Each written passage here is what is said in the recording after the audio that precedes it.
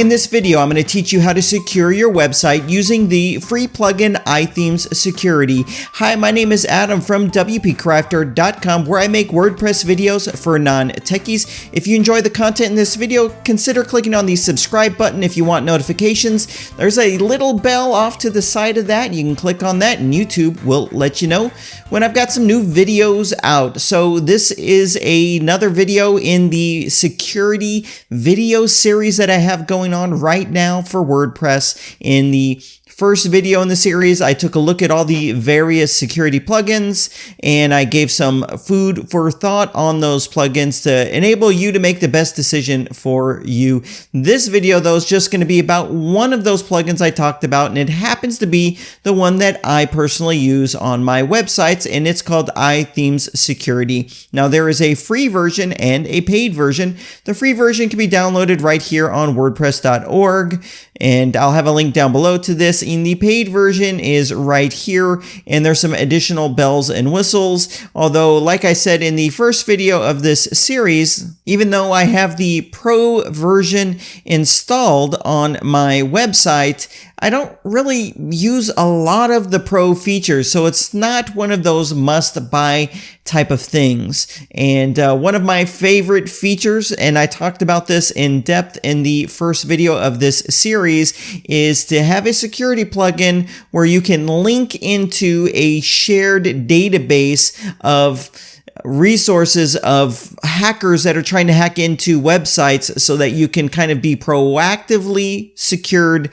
by the plugin, and that is something that iThemes Security has. Let me scroll down to show you what they actually call it. It's right here. They call it the iThemes Brute Force Attack Protection Network, and that is what you want, something just like that. So anyways, I'll have a link down below. Let me just go over the pricing of this real quick. I don't think it's that expensive, and I'm scrolling down.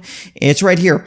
They have a single site version or a two-site version. It's $80 a year, or you can get a lifetime version for $300. That's perfect if you're an agency and you're making websites for people, or you work on WordPress websites for people, to offer this as a service. And that's only $300 lifetime, but you get a year of support. I've never needed support.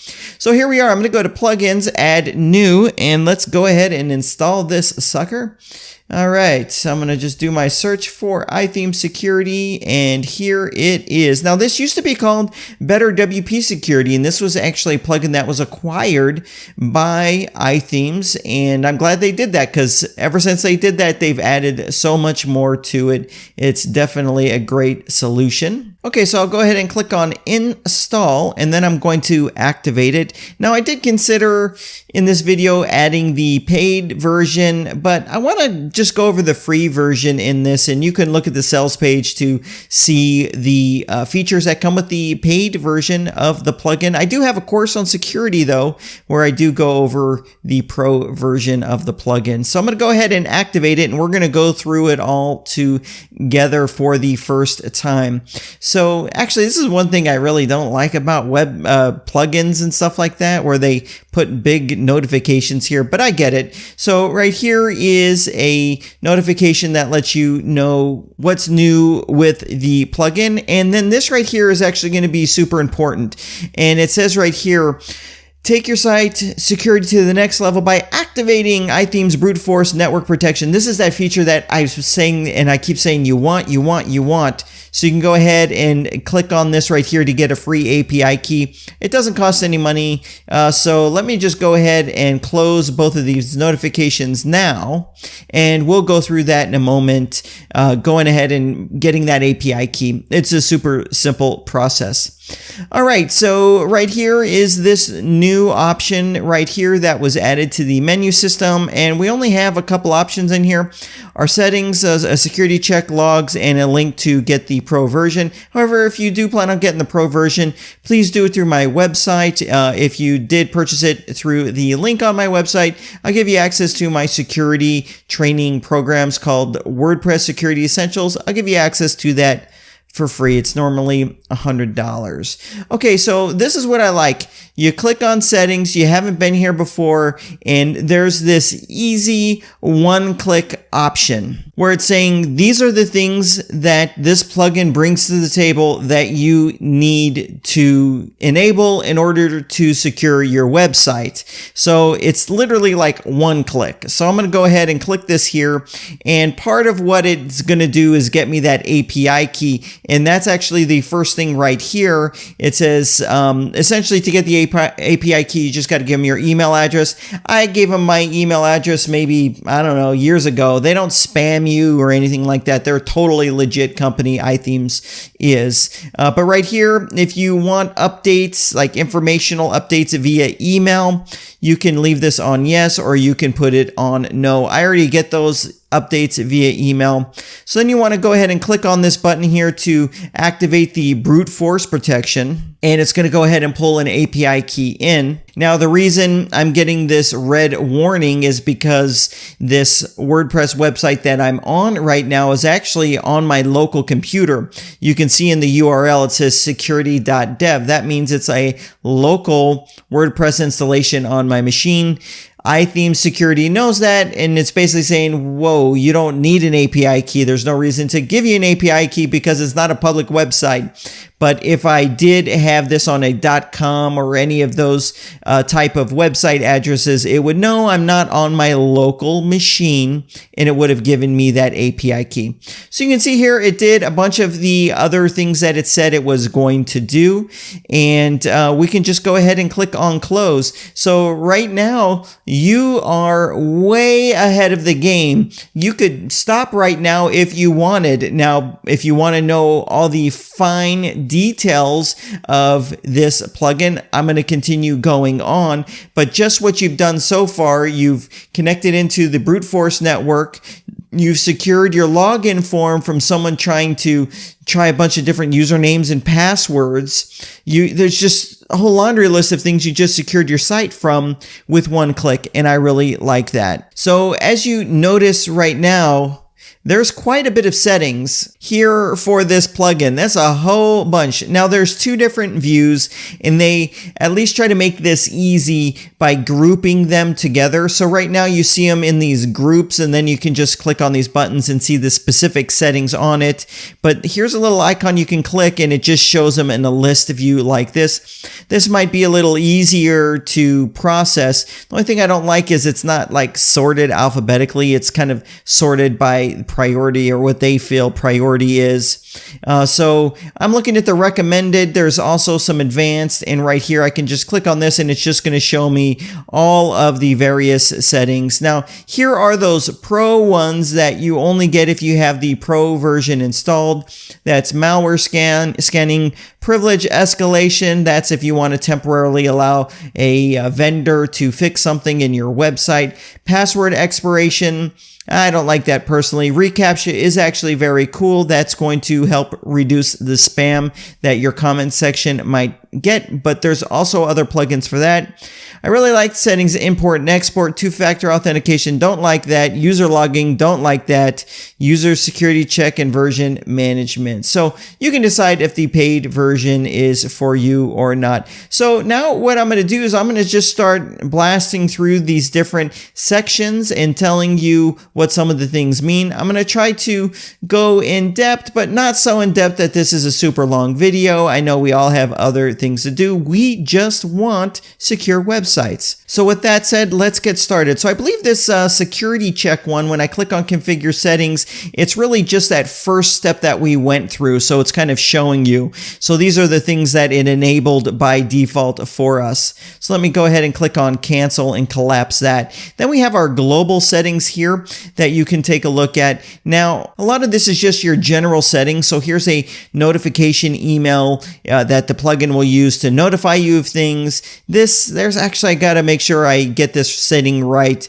There's a setting that if someone tries to log into your website and fails, you'll get a notification. Those things will drive you nuts. So we got to make sure that we disable those. So here's that enable or disable the digest. That's going to be just kind of a email letting you know that the plugin is doing what the plugin's supposed to do.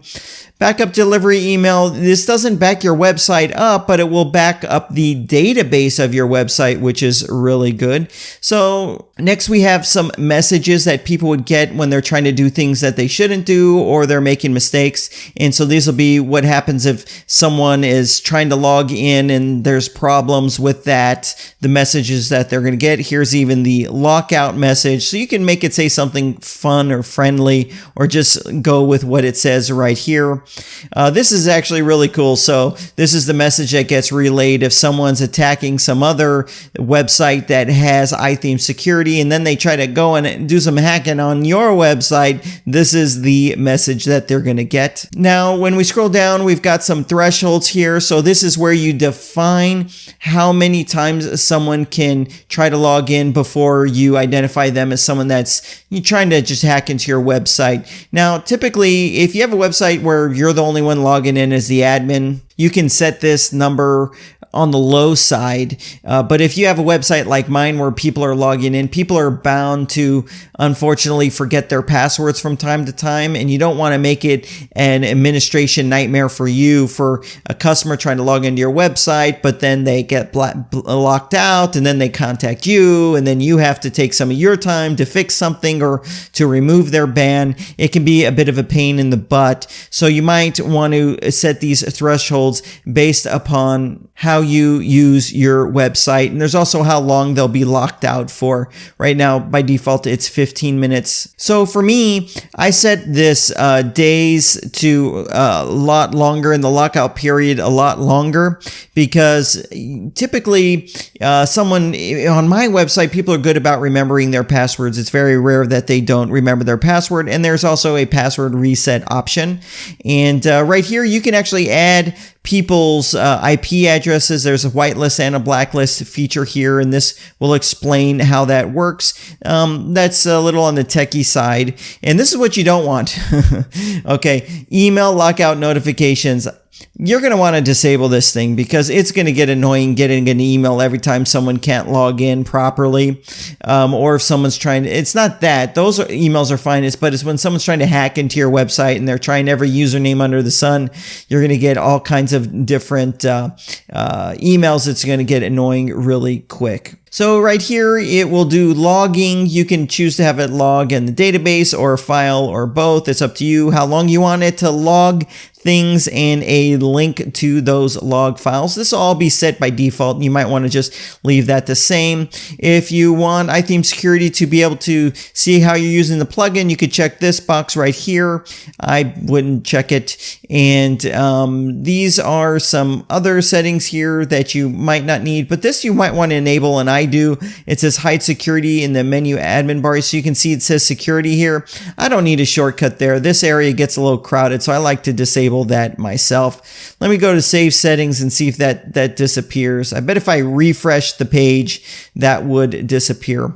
Okay, so 404 detection. This is actually, I think, good to enable. So this lets you know if someone's going to a page or searching for a page that or going to a URL on your website that doesn't exist. Typically, your website will show what's called a 404 page, and this will kind of track what those guys are doing, and you can even ban people based on that. So let's take a look at these settings when we enable it. So we have the same thing. We have these same thresholds here. Now, what I've noticed is, I'm actually surprised it doesn't enable that by default. What I've noticed is if a plugin has a vulnerability that the way it's exploited is going to a specific URL, you have these scanners out there looking on that specific URL to see if whatever exists, and then they'll hit a 404 page. So this helps monitor that and secure you for that as well. Now the away mode, this is that thing I was telling you about. Let me enable it, or let me expand it and then enable it. Right here, the enable mode, you got to make sure you set the time right, and you have to have the time zone set properly in WordPress for your website. You would just go to general settings, but this will make it so no one can log in at all during certain hours. This is good if you know you're going to be sleeping during a certain period of time and no one needs to be logging in. It's just you that logs into the website. You might want to enable this. However, if you do enable this and you want to log into your website, it's going to be a major a pain in the rear end because you won't be able to log into your website. So I'm going to go ahead and cancel that, and that's definitely up to you. So that was the away mode. Banned users. Now this right here is where if say you had someone's IP address and you want to ban them from your website, you would just put their IP address right here and it will ban them specifically. And you can also opt in right here to an online blacklist. And these are, computers that are known or websites that are known to be spammy, hacky, and all that. And you can just globally ban them by clicking on this checkbox right here. I do have that enabled and I haven't seen any problem. No one said, hey, I'm trying to reach your website and I can't do it. So that is this option here, the banned users. And I like that they have that. And there have been times where someone's maybe harassing me and I have their IP address. I'm just going to pop the IP address in here and then they can no longer access my website. I do that a lot. Local brute force protection right here. This is where you're going to set the attempts of someone trying to hack into your website and how long to remember those attempts of putting in a password wrong. I like this feature a lot. If someone ever tries to log in with the username admin, it's going to be an immediate ban, and you shouldn't have admin or administrator or webmaster or anything like that as your username. Obviously, if your username is admin and you enable this, you're in a bad spot. But I would go ahead and recommend always making sure you don't use that as your username, and then go ahead and enable this. That's how I do it.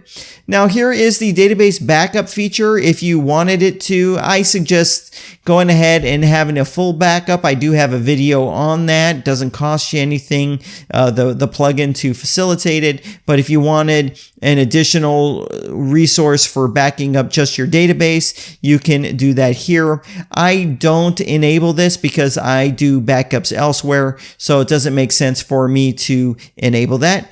Here is file change detection. I do like this, but sometimes it can be annoying if you're using caching on your website because it changes files, and that's normal. But what's nice about this is this will kind of notify you if someone has, say, hacked the server that your web host is on and tries to modify any of the files in your core WordPress. This is going to actually send you email notifications of that. So that's going to be a good first early indication that someone's tried to hack into your website. And so I do have this enabled myself, and I do really like the feature. And right here we have file permissions. I don't recommend you modify any of the settings here in the file permissions. Hide backend. Okay, so what this is going to do is when you want to log in, you go to the name of your website /wp-login.php. And this is if you actually want to hide that. And I'm kind of not so sure I like this feature because there might be other plugins you have on your website that need to look in those locations. So if you enable this and you hide your login in the back end of WordPress, it could cause some problems. Now, so when you enable it, you could choose the login slug, so it won't be the WP-login. It will be what you set here. And this will be what happens if someone goes to the wrong location. I'm kind of iffy on this one. I would recommend not enabling it, but if you know for sure it's not going to cause a conflict in anything that you're using, this is guaranteed the best way to not have any login attempts on your website because there's no way of really knowing what the login URL is because you've changed it. Okay, here's that network brute force protection. Now, when I click on it, my API key isn't good because it knows I'm on the local, my website's on my local computer. Okay, so there's some SSL options here. Let's take a quick look at that. And essentially what this is saying is it will try to make your website more SSL friendly, security certificate friendly. I do have a video. I usually use really simple SSL for that, so I don't use these options here. Here's the strong password enforcement. Now, this is actually up to you how you want to use this. It could be kind of a pain in the rear end. I know on my website I have normal users creating accounts and logging in, and I want to make that process really simple and easy. So I tend to stay away from these plugins or any of these methods to force them to have capital letters, multiple numbers, strange characters, and all that, because I find it a little irritating when some of those are a little too restrictive, having to reset it up over and over and over. So here's some system tweaks. Let's enable that and take a quick look at what it is offering us. So a lot of these I actually have enabled on my website. So protect system files, I have that enabled. Disable directory browsing, I enable this as well. The request method, suspicious query strings, I have that enabled. This one has caused me problems in the past, the filter long URL strings. I've noticed some plugins, for example, a real estate plugin where it pulls in real estate listings and someone clicks on it and it generates a really long URL.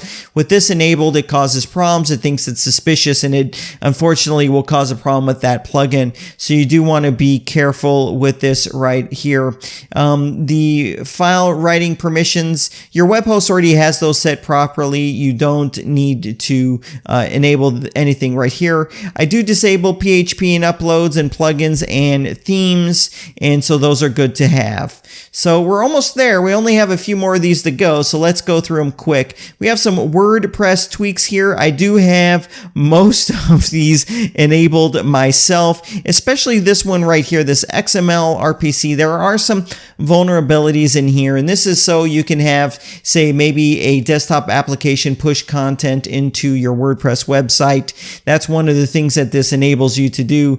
Now, I keep this disabled right here. I actually have this right here. This is the option that I choose, and it's also the recommended option here. But what you'd want to do is, if you enable this and you notice some app you have isn't able to work the way with your website the way that you think it should, go ahead and leave that one enabled right there. I keep this one on block.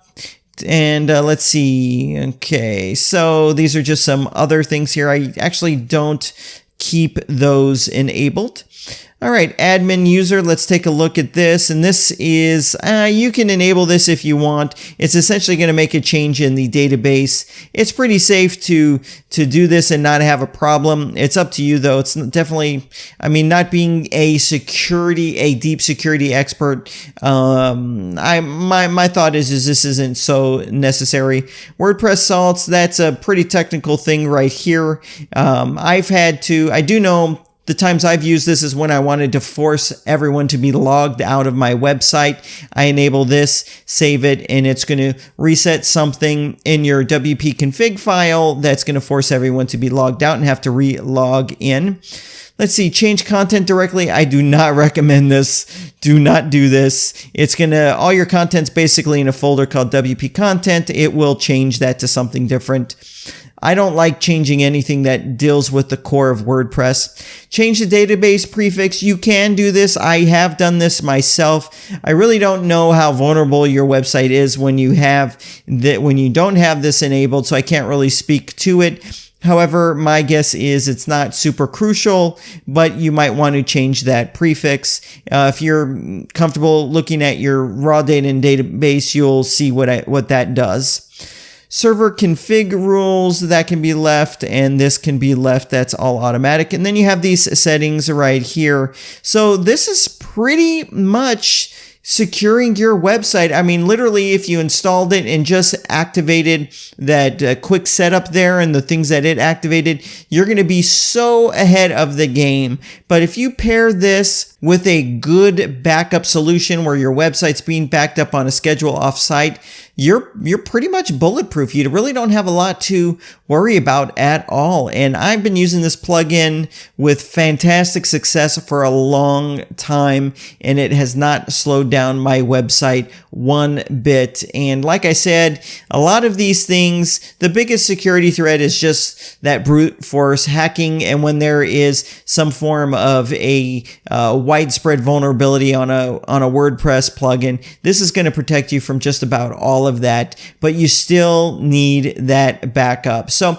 anyways, if I went over anything too quick or you had any specific questions about this plugin, I'd like to encourage you to ask me down below in the comment section. I will have links to everything in the video description box. If you did purchase the professional version of iThemes Security, do through the link on my website. I'll be more than happy to give you access to my full security course, WordPress Security Essentials. Thanks for watching.